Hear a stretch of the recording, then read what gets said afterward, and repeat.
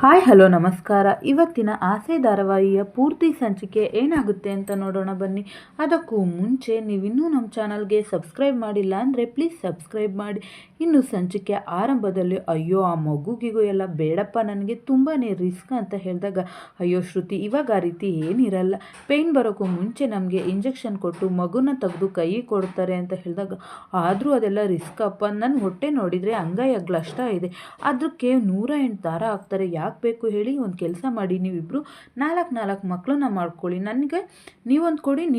ಇನ್ನು ಉಳಿದಿದ್ದು 3 ನೀವು ಇಟ್ಕೊಳ್ಳಿ, ನಾನು ಆ ಮಕ್ಕಳನ್ನ ಸಾಕ್ತೀವಿ ಅಂದಾಗ ಅಕಸ್ಮಾತ್ ರವಿ ನಮಗೆ ನಮ್ಮದೇ ಮಗು ಬೇಕು ಅಂದರೆ ಏನು ಮಾಡ್ತೀರಾ ಅಂದಾಗ ಅವನನ್ನೇ ಮಗು ಎತ್ಕೊಡು ಅಂತ ಕೇಳ್ತೀವಿ ಅಂದಾಗ ಈ ಕಡೆ ರೋಹಿಣಿ ಮತ್ತು ಮೀನಾ ಶ್ರುತಿ ಮಾತು ಕೇಳಿ ನಗ್ತಾ ಇರ್ತಾರೆ. ಇನ್ನು ಈ ಕಡೆ ಸೂರ್ಯ ಮನೆಗೆ ಲಕ್ಕಿನ ಕರ್ಕೊಂಡು ಬಂದಿರ್ತಾರೆ. ಲಕ್ಕಿ ತುಂಬಾ ಕೋಪದಲ್ಲಿರ್ತಾಳೆ. ಹಾಗೆ ಲಕ್ಕಿ ಇವತ್ತು ನೀನು ಹೇಗೆ ಕ್ಲಾಸ್ ತಗೋಬೇಕು ಅಂದಾಗ ತಗೋತೀನಿ ಕಣೋ ತಗೋತೀನಿ, ಅವರಿಗಷ್ಟೇ ಅಲ್ಲ ನಿಮಗೂ ಕೂಡ ತಗೋತೀನಿ ಅಂದಾಗ ಅಷ್ಟರಲ್ಲಿ ಮೀನಾ ಅಜ್ಜಿ ಅಂತ ಬಂದಾಗ ಇವಾಗ ಅಜ್ಜಿ ಅಂತ ಬಂದ್ಬಿಟ್ಟಿಯಲ್ಲ, ಬಂದಾಗ ಏನೇ ಇದ್ರು ನನ್ನ ಜೊತೆ ಹೇಳ್ಕೋಬೇಕು ಅಂತ ಅನ್ನಿಸ್ಲಿಲ್ವ ನಿನಗೆ ಅಂದಾಗ ಅದು ಅಜ್ಜಿ ನಿಮ್ಮ ಬರ್ತಡೇ ಬೇರೆ ಇತ್ತು, ನಿಮ್ಮ ಖುಷಿನ ಯಾಕೆ ಹಾಳು ಮಾಡಬೇಕು ಅಂತ ಯಾವ ವಿಷಯನೂ ಹೇಳಲಿಲ್ಲ ಅಂದಾಗ ಓಹೋ ಇವಾಗೆಲ್ಲ ಹಾಳು ಮಾಡಬೇಕಾ, ಇವಾಗ ಎಲ್ರಿಗೂ ತಗೋತೀನಿ ನಡ್ರಿ ಅಂತ ಹೇಳಿ ಒಳಗಡೆ ಬರ್ತಾರೆ. ಇನ್ನು ಈ ಕಡೆ ಶಾಂತಿ ಯೋಚನೆ ಮಾಡ್ಕೊಂಡು ಕೂತಿರ್ತಾಳೆ. ಲಕ್ಕಿ ಬಂದಿರೋದು ಗೊತ್ತಿರಲ್ಲ. ಇನ್ನು ಲಕ್ಕಿ ಇದ್ದರು ಹ್ಞೂ ಅಂತ ಹೇಳಿ ಸನ್ನೆ ಮಾಡಿದಾಗ ಅರೆ ಅತ್ತೆ ನೀವು ಇಲ್ಲಿ ಅಂದಾಗ ಹ್ಞೂ ಕಣೇ ಅತ್ತೆ ಅಲ್ಲ ಲಕ್ಕಿ,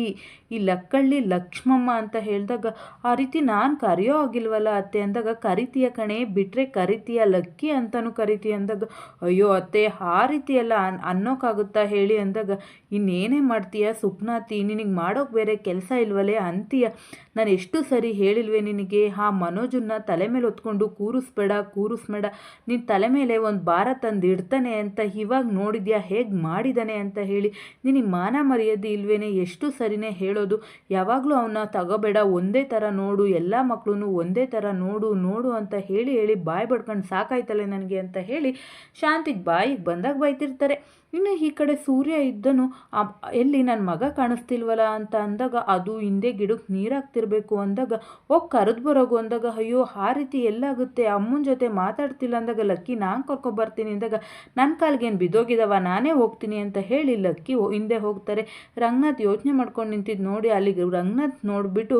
ಲಕ್ಕಿ ತಪ್ಕೋತಾರೆ. ಇನ್ನು ರಂಗನಾಥ್ ಕಣ್ಣೀರು ಹಾಕ್ತಿದ್ದಾಗ ಅವ್ರ ಅಮ್ಮನೂ ಕೂಡ ಅಳ್ತಾ ಯಾಕಂದ ಕಣ್ಣೀರು ಹಾಕ್ತಾ ಇದೆಯಾ ಅಂದಾಗ ಇನ್ನೇನು ಮಾಡಲಿ ಅಮ್ಮ, ನನ್ನ ಪಾಲಿಗೆ ಉಳಿದಿರೋದು ಇದು ಒಂದೇ ಅಲ್ವಾ ಅಂದಾಗ ಯಾಕಾಗಂತೀಯ, ಎಲ್ಲರಿಗೂ ಕಷ್ಟ ಬಂದೇ ಬರುತ್ತೆ ಅಂದಾಗ ಇಲ್ಲಮ್ಮ ಇದು ಬಗೆಹರಿಸೋಕ್ಕಾಗದೇ ಇರೋ ಕಷ್ಟ, ಇಂಥವಳನ್ನ ಕಟ್ಕೊಂಡು ಒದ್ದಾಡ್ತಾ ಇರೋ ಕಷ್ಟ ಅಂತ ಹೇಳಿ ರಂಗನಾಥ್ ಅವರು ಕಣ್ಣೀರು ಹಾಕ್ದಾಗ ಏನೂ ಮಾಡೋಕ್ಕಾಗಲ್ಲ ಕಣೋ, ನನ್ನ ಮಗನ ಆಳ್ಬಾವಿಗೆ ತಳ್ಬಿಟ್ನಲ್ಲ ಅನ್ನೋ ಚಿಂತೆ ನನಗೆ ಇವತ್ತಿಗೂ ಕೂಡ ಇದೆ ಅಂದಾಗ ಏನು ಮಾಡ್ಲಮ್ಮ, ನಾನು ಏನು ಮಾಡಲಿ ಹೇಳು, ಇಂಥ ರಾಕ್ಷಸಿ ಈ ರೈಲ್ವೆ ಡ್ರೈವರ್ನ ಮದುವೆ ಆಗಬೇಕು ಅಂತ ಆಡ್ಕೊಂಡೋಗ್ಲು ನನಗೆ ಬೇಜಾರಾಗಲಿಲ್ಲ, ಬಂದವ್ರ ಮುಂದೆಲ್ಲ ಇವನೊಬ್ಬ ಏನು ಕೆಲಸ ಇಲ್ಲ ಅಂತ ಹೇಳಿದಾಗಲೂ ಕೂಡ ನನಗೆ ಏನೂ ಅನ್ನಿಸ್ಲಿಲ್ಲ, ಇವಾಗ ಮಕ್ಕಳು ಮುಂದೆಲ್ಲ ಅವಮಾನ ಮಾಡಿದರೂ ಕೂಡ ಏನೂ ಅನ್ನಿಸ್ಲಿಲ್ಲ, ಆದರೆ ಹೇಗೆ ಸಹಿಸ್ಕೊಳ್ಳಿ ಹೇಳು, ಆ ಮೀನಾ ಪಾಪದವಳು ಪಾಪ ಅವ್ರ ಮನೆಯವ್ರು ಏನಮ್ಮ ಮಾಡ್ತಾರೆ, ಪದೇ ಆ ಹುಡುಗಿನ ಬಡವ್ರ ಮನೆ ಹುಡುಗಿ ಗತಿ ಇಲ್ಲದೆ ಇರೋ ಹುಡುಗಿ ಅಂತ ಹೇಳಿ ತಗ್ಲು ನಾನು ಏನೂ ಅನ್ನಲಿಲ್ಲ ಅಮ್ಮ, ಆದರೆ ನೀನು ಕೊಟ್ಟಿರೋ ಒಡವೆನೇ ರೋಲ್ ಗೋಲ್ಡ್ ಅಂತ ಹೇಳಿಬಿಟ್ಲಲ್ಲಮ್ಮ, ಹೇಗಾದರೂ ಮನಸ್ಸು ಬರುತ್ತಮ್ಮ ಇವಳು ರಾಕ್ಷಸಿ ಅಮ್ಮ, ಕಟ್ಕೊಂಡಿರೋ ಹೆಂಡತಿಗೆ ಹೊಡೆಯೋಕ್ಕಾಗ್ತಿಲ್ಲ, ಈಗ ನಮ್ಮನ್ನೇ ನಂಬ್ಕೊಂಡು ಮನೆ ಬೆಳಗ್ಗೆ ಬಂದಿರೋ ಹೆಣ್ಣಿಗೆ ಹೇಗಮ್ಮ ಹೊಡಿಲಿ, ಅದಕ್ಕೂ ಮನಸ್ಸೊಪ್ತಿಲ್ಲ, ಅದಕ್ಕೆ ಈ ಮೌನನ ತಾಳ್ಬಿಟ್ಟಿದ್ದೀನಿ ಅಂತ ಹೇಳಿದಾಗ ಬೇಡ ಮಗನೇ ಬೇಡ, ಎಷ್ಟು ದಿನ ಅಂತ ಹೀಗೆ ಇರ್ತೀಯ, ಮಕ್ಕಳು ಮುಂದೆ ನೀವು ಚಿಕ್ಕವರಾದರೆ ಚೆನ್ನಾಗಿರಲ್ಲ,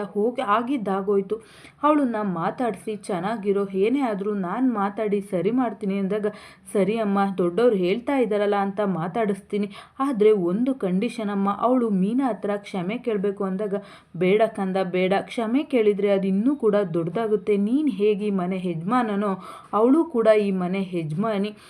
ಇವಾಗ ನಾವು ಒತ್ತಾಯ ಮಾಡಿ ಮೀನಾ ಹತ್ರ ಕ್ಷಮೆ ಕೇಳಿಸ್ಬೋದು, ಆದರೆ ಅದೇ ದ್ವೇಷವಾಗಿ ಬದಲಾಗುತ್ತೆ ಕಣೋ, ಮೀನಾ ಮೇಲೆ ಇವಾಗಿರೋ ಅಷ್ಟು ಕೋಪ ಇನ್ನೂ 2 ಪಟ್ಟಾಗುತ್ತೆ, ಬೇಡ ಕ್ಷಮೆ ಕೇಳೋದ್ರಿಂದ ಏನೂ ಕೂಡ ಬದಲಾಗಲ್ಲ, ಅವಳ ಹತ್ರ ನಾನು ಮಾತಾಡಿ ಸರಿ ಮಾಡ್ತೀನಿ ಕಣೋ ಕಂದ, ಮಾತಾಡು ಚೆನ್ನಾಗಿರು, ಇವಾಗ ಆಗಿದ್ದಾಗೋಯ್ತು, 3 ಮಕ್ಕಳು 3 ಸೊಸೆಯರ ಮುಂದೆ ಚಿಕ್ಕವರಾಗಬೇಡಿ ಕಣ್ರು ಅಂತ ಹೇಳಿ ಲಕ್ಕಿ ಸಾಕಷ್ಟು ಬುದ್ಧಿನ ರಂಗನಾಥ್ ಅವ್ರಿಗೆ ಹೇಳಿದಾಗ ರಂಗನಾಥ್ ಅವರು ಕೂಡ ನೀನು ಈ ಮನೆ ಹಿರಿ ಮನುಷ್ಯ, ನೀನು ಏನು ಹೇಳಿದ್ರು ನಾವು ಕೇಳಬೇಕು, ಕೇಳ್ತೀನಿ ಅಮ್ಮ ಅಂತ ಹೇಳಿ ಒಪ್ಕೋತಾರೆ. ಈ ಕಡೆ ಸೂರ್ಯ ಮತ್ತು ಮೀನಾ ಎಲ್ಲ ವೇಟ್ ಮಾಡ್ತಿರ್ತಾರೆ. ಅಷ್ಟರಲ್ಲಿ ರಂಗನಾಥ್ ಅವ್ರನ್ನ ಕರ್ಕೊಂಡು ಲಕ್ಕಿ ಬಂದಾಗ ಕೂತ್ಕೊಳ್ಳಿ ಅಂತ ಹೇಳ್ತಾರೆ. ಈ ಕಡೆ ಶಾಂತಿನೂ ಕೂಡ ಹೇ ಕೂತ್ಕೊಳ್ಳೆ ನೀನುವೆ ಅಂತ ಹೇಳ್ತಾರೆ. ಅಲ್ಲ ಕಣೆ ನಿನಗೆ 1000 ಸತಿ ಬಡ್ಕೊಂಡಿದ್ದೀನಿ, 3 ಮಕ್ಕಳನ್ನು ಒಂದೇ ರೀತಿ ನೋಡು ಅಂತ, ಇವಾಗಲೂ ಬಡ್ಕೋತಾ ಇದ್ದೀನಿ, 3 ಸೊಸೆಯರ್ನು ಕೂಡ ಒಂದೇ ರೀತಿ ನೋಡು ಅಂತ, ನಿನಗೆ ಬುದ್ಧಿನೇ ಬರಲ್ವಲೆ, ನಿನಗೆ ಯಾಕೆ ಈಗ ಆಡ್ತೀಯ, ನೀನು ಮಾಡಿದ ತಪ್ಪು ಅಂತ ನಿನಗೆ ಅನ್ನಿಸ್ತಾನೆ ಇಲ್ವಲ್ಲೇ, ಯಾಕೆ ಈ ರೀತಿ ಆಡ್ತೀಯ ಅಂತ ಹೇಳಿ ಲಕ್ಕಿ ಅವರು ಬೈತಾ ಇರ್ತಾರೆ. ಹಾಗೆ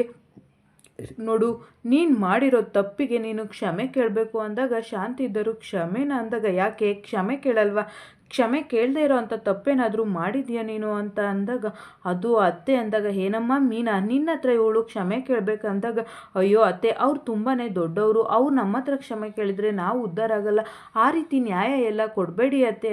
ಕೊಡಬೇಡಿ ಲಕ್ಕಿ ಅಂತ ಹೇಳಿ ಈ ಕಡೆ ಮೀನಾ ಹೇಳಿದಾಗ ನೋಡೆ ಇದು ಮನೆ ಉಳಿಸೋ ಹೆಣ್ಮಕ್ಳು ಲಕ್ಷಣ ಕಣೆ, ಚಿಂದಂತ ಹೆಣ್ಣು ಹುಡುಗಿ ಅಂತಾಗ ನೀನು ಗಂಡನ ಹತ್ರ ಕ್ಷಮೆ ಕೇಳಲ್ವೇನೆ ಅಂತ ಹೇಳಿದಾಗ ಕೇಳ್ತೀನಿ ತಪ್ಪು ಮಾಡಿದ್ದೀನಲ್ಲ ಅಂದಾಗ ಇಲ್ಲೆಲ್ಲರ ಮುಂದೆನೂ ಕೇಳಬೇಕು, ಇನ್ನೂ 4 ವಿಕೆಟ್ ಬರಬೇಕು, ಮಂಗ್ಯ ಪೆಂಗ್ಯ ಅಂತ ಹೇಳಿ ಕೂಗ್ತಾರೆ. ಕೋಟಿ ಅಂದಾಗ ಇಲ್ಲಿ ಕೋಟಿ ಕೋಟಿ ಅಂತ ಹೇಳಿಬಿಟ್ಟು ಈ ಕಡೆ ಮನೋಜ್ ದುಡ್ಡು ಹುಡುಕ್ತಿರ್ತಾನೆ. ಅರೇ ಲಕ್ಕಿ ಯಾವಾಗ ಬಂದ್ರಿ, ಹಾಲು ಅಲೋ ಹಾಯ್ ಅಂದ, ಹೇ ಸಾಕು ನಿಲ್ಲಿಸ್ರು, ಈ ಮನೇಲಿ ಏನೇ ವಿಷಯ ಆದರೂ ಹೇಳಬೇಕು ಅಂತ ಹೇಳಿದ್ದೀನಿ, ಎಲ್ಲರೂ ನನ್ನಿಂದ ಸತ್ಯ ಮುಚ್ಚಿಟ್ಟು ಇವಾಗ ಹಲೋ ಹಾಯ್ ಅಂತಿದ್ದೀರಾ ಅಂತ ಹೇಳಿದಾಗ ಶ್ರುತಿ ಇದ್ದಳು, ಇದಕ್ಕೆಲ್ಲ ಕಾರಣ ನಮ್ಮ ಅತ್ತೆ, ಇಂಥ ಹೆಂಗ್ಸ್ನ ನಾನು ಯಾರು ಡಬ್ಬಿಂಗಲ್ಲೂ ನೋಡಿಲ್ಲ, ಅಷ್ಟು ಅತ್ತೆ ಅಂತ ಹೇಳಿಬಿಟ್ಟು ಶ್ರುತಿ ಬೈತಾ ಇದ್ದಾಗ ಶ್ರುತಿನ ಕಣ್ಣಲ್ಲಿ ನೋಡ್ತಿದ್ದಾಗ ಸೂರ್ಯ ಇದ್ದನು, ಹೇ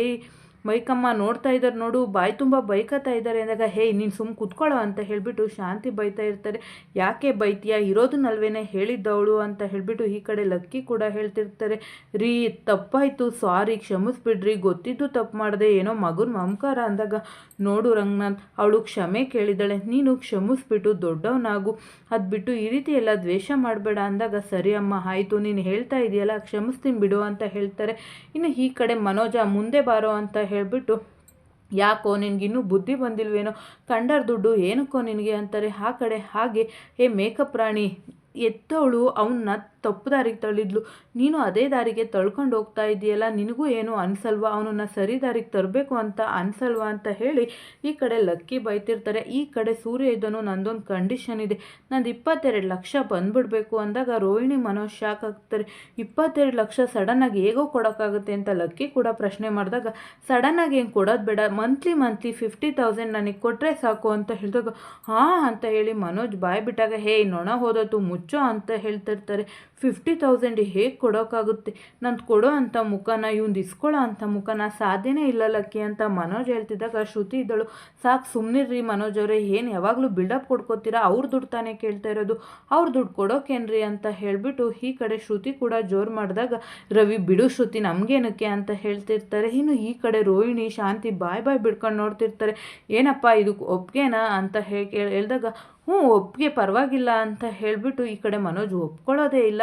ಆವಾಗ ಈ ಕಡೆ ಸೂರ್ಯ ಇದನ್ನು ನೋಡೋ ಲಕ್ಕಿ ನನಗೆ 50,000 ಬಂದುಬಿಡಬೇಕು, ಅದು ನಮ್ಮಪ್ಪ ಕಷ್ಟಪಟ್ಟು ದುಡ್ದಿರೋ 22 ಲಕ್ಷ, ಅದು ನನಗೆ ಇವನ ಮೇಲೆ ನಂಬಿಕೆ ಇಲ್ಲ, ಇವನನ್ನ ಅಂತ ನಂಬಿರೋ 2 ಜೀವಗಳು ಅಂದರೆ ಒಂದು ಹೆತ್ತು ತಾಯಿ, ಇನ್ನೊಂದು